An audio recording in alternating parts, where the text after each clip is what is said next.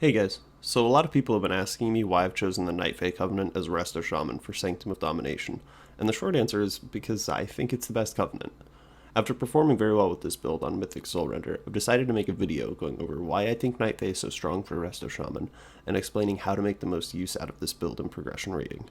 Keep in mind that this is meant specifically for rating, and if your focus is pushing Mythic Plus as a Resto Shaman, I would absolutely not recommend playing Night Fae for that form of content. So the major strength of Night Fae for Resto Shaman is how heavily it leans into maximizing the effectiveness of your healing cooldowns. Resto Shamans have historically had very strong consistent healing throughput and a uniquely effective raid cooldown in Spirit Link, but haven't had much in the way of big windows of huge raid healing.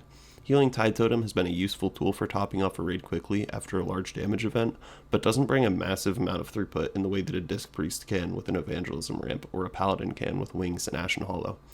The Night Fae build looks to change this by sacrificing a bit of consistent sustained healing in exchange for windows of incredibly high burst healing throughput.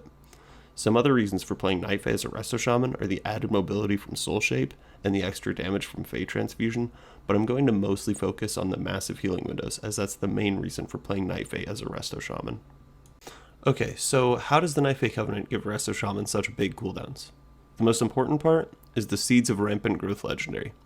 This Covenant legendary causes Fae Transfusion to grant you 4% critical strike chance every time it ticks, up to 28% critical strike chance for 15 seconds, and also reduces your Healing Tide Totem cooldown by 5 seconds each tick, up to 35 seconds of cooldown reduction.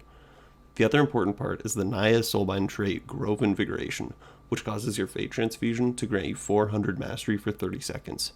These effects combined cause Fae Transfusion to grant you huge bonuses to your crit chance and healing throughput, similar to Paladin Wings.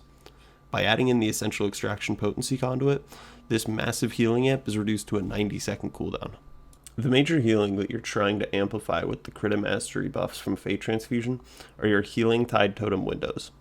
The Heavy Rainfall Conduit multiplies with the crit and mastery buffs from Fae Transfusion to make your healing rain during this window essentially as strong of a healing effect as a Paladin's Ashen Hollow, so make sure your raid knows when you're in your cooldowns, so they can be extra careful about staying in your healing rain. In my guild, we joke about my buffed healing rains being Ashen Rains, and I've had these healing rains give individual ticks of over 7,000 healing. This is the main reason that on most fights, my healing rain ends up doing more overall healing than Riptide, which is a big difference between Night Fae and Necrolord or Venthyr Resto Shamans. It's important to note that the really important aspect of this build is Fae Transfusion giving you massive boosts to your crit and mastery. The cooldown reductions provided by Seeds of Rampant Growth and Essential Extraction are nice side effects of the build, which help give your cooldown timings some more flexibility, but they are not the main reason for using this build. In order to line up your Fae Transfusion healing amps with your Tide and Heavy Rainfall windows, you will usually be delaying your Healing Tide, making the cooldown reduction from the Seeds legendary irrelevant, or you'll be delaying your Fae Transfusion, making the cooldown reduction from Essential Extraction irrelevant. This is both a blessing and a curse, as these cooldown reduction effects allow you to be much more flexible with how you schedule your cooldowns, but also makes scheduling your cooldowns a bit more complicated. With other Shaman specs, it's very simple to assign Healing Tide for any damage events that are at least 3 minutes apart and leave it at that. But scheduling cooldowns in this way will cause you to lose a lot of value as a Night Fae Shaman.